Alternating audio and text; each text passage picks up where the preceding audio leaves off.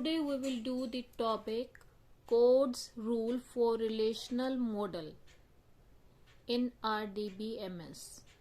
ठीक है, तो ये कुछ रूल्स हैं जो कि एक्सप्लेन किए गए थे 1970s में, और तब ये बताया गया था कि जो ये 12 रूल्स दिए गए हैं इनके अकॉर्डिंग डीबीएमएस फॉलो किया जाएगा, मतलब डीबीएमएस बनेगा। अगर वो इन रूल्स को फॉलो करता है तो वो एक आरडीबीएमएस कहलाया जा सकता है, वरना नहीं कहलाएगा।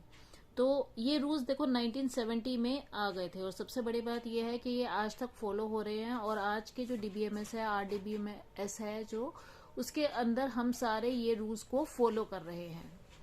तो ये थ्योरी ऊपर की भी आपको लर्न करनी है, ये पेपर में आ जाती है, क्वेश्चन आ जाता है कि codes rule for relational model का क्या पर्पस था, और उसके रूल्स को एक्सप्लेन इट्स 12 रूल्स। तो आपको ये पूरा जो वीडियो में है, ये क्वेश्चन का आंसर 16 मार्क्स का आपका फॉलो हो जाएगा।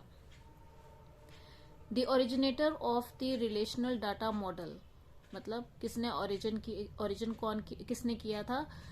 एडगर एफ कोड, इसी से ही CODD लिया गया है, codes rule. Published a two-part article in Computer World in 1970 that lists 12 rules, 12 rules दिए गए हैं इसमें, for how to determine whether a DBMS is relational or not, कि ये relational है या नहीं है। These rules provide a very useful yardstick for evaluating a relational system, मतलब बहुत ही यूजफुल था ये, इसीलिए अभी तक फॉलो किया गया है। इससे हमें ये इवेल्युएट कर सकते हैं कि ये रिलेशनल सिस्टम कहने के लायक है या नहीं है। No fully relational system is available yet which can follow are the Codd's rule,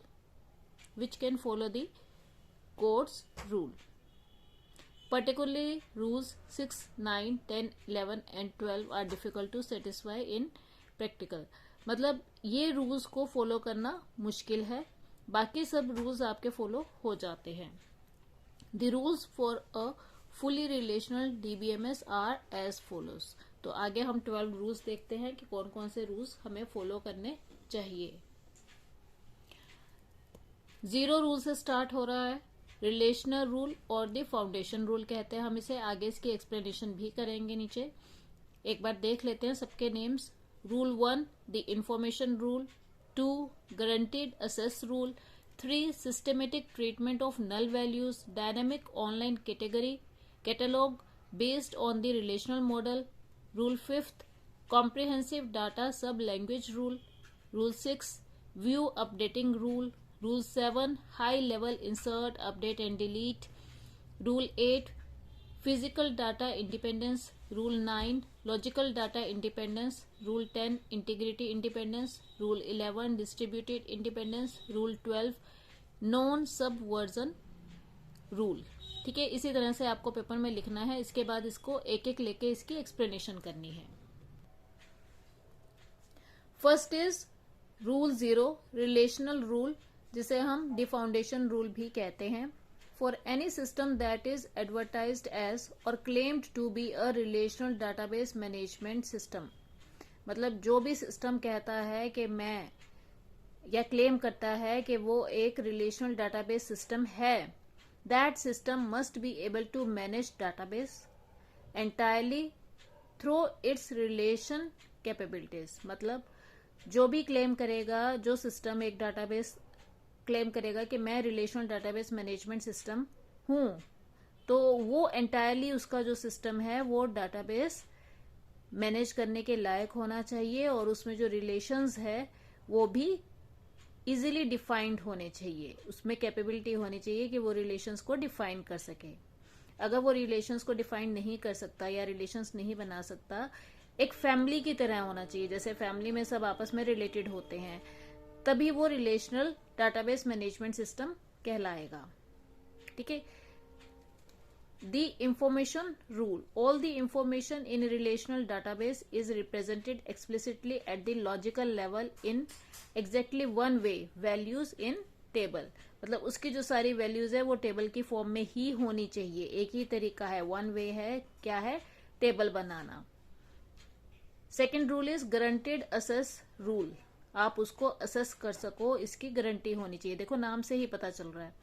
each and every datum, datum means atomic value, मतलब एक छोटी से छोटी जो वैल्यू है, is a relation database in is guaranteed to be logically accessible. एक छोटी सी छोटी जो आपकी रिलेशन में वैल्यू दी गई है उसको आप असेस कर सको, ये पॉसिबल होना चाहिए। By restoring to a table name, या तो आप नेम के थ्रू उसको असेस कर सको, रोज के थ्रू असेस कर सको, या प्राइमरी की के थ्रू असेस कर सको, या फिर कॉलम नेम से आप उसको असेस कर सको, मतलब आप उसको यूज कर सको।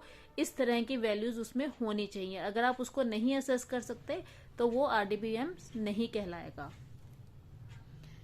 Rule 3, systematic treatment of null values. देखो हर सिस्टम में नल वैल्यूज होती हैं, जीरो वैल्यूज होती हैं। तो आरडीबीएमएस में हम क्या करते हैं, जहां पे हमें खाली डालना है, मतलब जीरो देना है या कोई भी वैल्यू नहीं डालनी है, तो हम वहां क्या पुट कर देते हैं, null. Null values are supported in the fully relational database management system for representing missing information. जहां पे इंफॉर्मेशन मिसिंग है वहां पे आप क्या डाल दोगे, null values, in a systematic way independent of data types, और उसका डाटा टाइप पे कोई भी इफेक्ट नहीं पड़ेगा।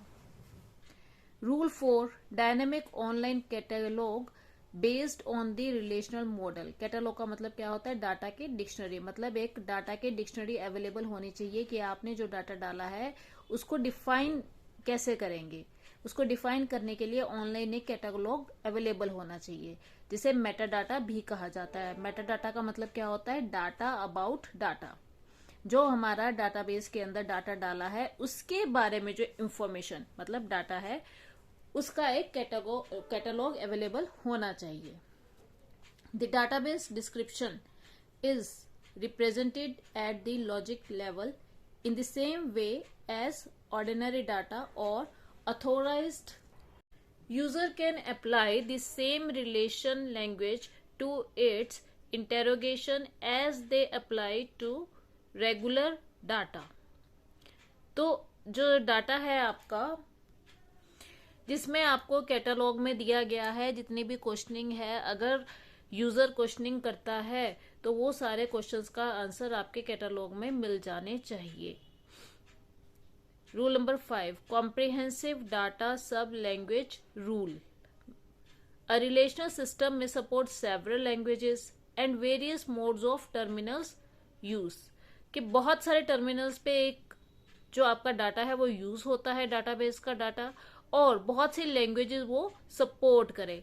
However there must be at least one language, एक लैंग्वेज ऐसी होनी चाहिए who statements are expressible per some well-defined syntax as character string and whose ability to support all the following is comprehensible। तो एक ऐसी लैंग्वेज होनी चाहिए, ठीक है, जैसे हम लगा लेते हैं सीक्वल है, स्ट्रक्चर्ड क्वेरी लैंग्वेज, वो एक ऐसी लैंग्वेज है जिससे हम अपने डाटा को क्वेरीज के थ्रू असेस कर सकते हैं। Data definition, view definition, data manipulation, integrity constraints and transaction boundaries, जितनी भी हम डाटा की डेफिनेशन की, मैनिपुलेशन की, व्यू डेफिनेशन, सारे जो हमारी लैंग्वेज में इंक्लूड है। सीक्वल एक ऐसी लैंग्वेज है जिससे हम ये सारे काम कर सकते हैं। View updating rule, all views क्या होते हैं, वर्चुअल टेबल, जो कि हम अपने काम के लिए निकालते हैं, ठीक है, और फिर हम उसको डिस्पोज कर देते हैं। एक virtual table, all views that theoretically updatable are also updatable by the system, ठीक है। अगर हम अपने व्यूज में कोई चेंज करते हैं तो वो सिस्टम में चेंजेस अप्लाई हो सकते हैं अगर हम करना चाहें। ऐसा ना हो कि वो पूरा का पूरा जो सिस्टम है हमारा खराब हो जाए। Rule number 7, high level insert, update and delete. ये जो 3 मेजर ऑपरेशंस है जो हमें चाहिए होते हैं, ये उसी टाइम पे 1970s में डिफाइन कर दिए गए थे कि ये ऑपरेशंस इजीली से हो जाने चाहिए टेबल में। The capability neither of handling a base relation और a derived relation as a single applies not only to the retrieval of data but also to the insertion, updation and deletion of data। Rule number 8, physical data independence. Application program terminals activities remain logically unimpaired in storage, representation और access methods. अगर हम अपने database को कहीं पे store करते हैं या फिजिकली उसकी पोजीशन चेंज करते हैं, पेन ड्राइव से ले जाके किसी और सिस्टम पे लेके जाते हैं, तो उसके अंदर कोई भी चेंज नहीं होना चाहिए और उसमें जो असेस के मेथड्स हैं, इंसर्शन, डिलीशन, अपडेशन, वो अभी भी हो जाने चाहिए. Next is rule number 9, logical data independence. Application programs terminal activities remain logically unimpaired when important, preserving changes of any kind that theoretically permit unimpairment are made to the base table. अगर हमारा base table है जो उसमें अगर हम कोई changes करते हैं, लॉजिकल चेंजेस करते हैं, तब भी उसके अंदर कोई भी इफेक्ट नहीं आना चाहिए. ऐसा नहीं है कि हमने एक चेंजेस करे और बाकी सारी जो उसमें डाटा पड़ा हुआ है, रोज कॉलम्स हैं, वो चेंज हो जाए अपने आप या वो सपोर्ट ना करे, हैंग हो जाए. ठीक है. Rule number 10, integrity independence. Integrity constraints specified to a particular relational database must be definable in the relational data sub-language and storable in the catalog. Catalogue के अंदर स्टोर करने के लायक उसके इंटीग्रिटी में सब कुछ उसमें डिफाइन करा होना चाहिए कि वो कैसे स्टोर होगा. और जो आपकी लैंग्वेज है, ऐसा नहीं है कि जैसे सीक्वल है, ठीक है, सीक्वल के थ्रू आप उसको कभी भी चेंज कर सकते हो. आपकी जो सब लैंग्वेज है उसके थ्रू आप उसको चेंज कर सकते हो. ऐसा नहीं है कि जो आपने दूसरी लैंग्वेज ली है उसके थ्रू आपको चेंज करना पड़े. तो आपकी जो सीक्वल है उसके अंदर सारी क्वेरीज होनी चाहिए जिससे आप अपने डाटाबेस को कंट्रोल कर सको. ठीक है. जो हम दूसरे लैंग्वेज यूज करेंगे, सपोज करो हम सी में, C++ में प्रोग्रामिंग कर रहे हैं या उससे लिंक कर रहे हैं, विजुअल बेसिक से हम सीक्वल को लिंक कर रहे हैं, तो उसमें से हम चेंजेस नहीं करेंगे. हमारे सीक्वल के अंदर ही इतनी इंफॉर्मेशन और इतनी क्वेरीज होनी चाहिए जिसके थ्रू हम डिलीट, अपडेट और इंसर्शन सब तरह के जो चेंजेस है वो प्रूव कर सके. A minimum of the following 2 integrity constraints. वो कहता है कम से कम इतने 2 इंटीग्रिटी कंस्ट्रेंट्स तो उसमें होने ही चाहिए, सपोर्ट करने चाहिए, must be supported. Entity integrity and differential integrity. Entity integrity, no components of the primary key is allowed to have a null value. मतलब प्राइमरी की के अंदर नल वैल्यू अलाउड नहीं है. Differential integrity, for each distinct non null foreign key value is a relational. In a relational database there must exist a matching primary key value from the same domain. और उस domain में से एक matching की primary की value होनी चाहिए दूसरे डोमेन से जहां पे वो एक फॉरेन की है. ठीक है. ये हम आगे डिस्कस करेंगे कि प्राइमरी की क्या होती है और फॉरेन की क्या होती है.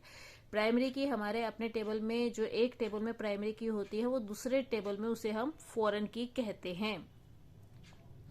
Next is 11th is distributed independence. A relational DBMS has distribution independence, which implies that users should not have to be aware of whether a database is distributed. इसका क्या मतलब है कि हमारा जो डाटा है वो कई जगह पे फैला हुआ हो सकता है, टेबल्स आपस में रिलेटेड हो सकते हैं या अलग अलग जगह पे हो सकते हैं, पर यूजर को सिर्फ वो एक ही जगह पे दिखाई देना चाहिए. यूजर को ऐसे नहीं फील होना चाहिए कि हमें टेबल कहीं और से लेना पड़ रहा है, आधा डाटा कहीं और से लेना पड़ रहा है. मतलब वो इस चीज से अवेयर नहीं है. ठीक है. जैसे एक वॉशिंग मशीन होती है, हम यूजर है, हमें सिर्फ ये पता है हमने ऑन किया तो वॉशिंग मशीन चल गई, ऑफ किया तो वॉशिंग मशीन बंद होगी, पर अंदर की जो उसके कंपोनेंट्स है, कहाँ पे जाके वो ऑन हो रहा है, ऑफ हो रहा है या खराब हो रहा है, वो सब कुछ हमें नहीं पता. तो user should not be aware of all these things. Distribution का उसको अवेयरनेस नहीं होनी चाहिए. Next is non subversion rule. If a relation has a low-level language, that low-level language cannot be used to subvert or bypass the integrity rule or constraints expressed in the higher level relational language. जो हमारी language है, हम high level language use करते हैं, जावा है, sequel है, ठीक है, इंग्लिश लैंग्वेज जो है हाई लेवल लैंग्वेज है। तो फाइनली जब हम उसको इंटरप्रेट करते हैं, कंपाइल करते हैं और इंटरप्रेट करते हैं, तो उसको वो किस में कन्वर्ट हो जाती है, लो लेवल लैंग्वेज में, मशीन लेवल लैंग्वेज में। तो जब वो मशीन लेवल लैंग्वेज में कन्वर्ट हो जाती है, उसके जो इंटीग्रिटी रूल्स है और कंस्ट्रेंट्स है वो एज इट इज ही रहने चाहिए, उनमें कोई चेंजेस ना आए। ठीक है। अगर कोई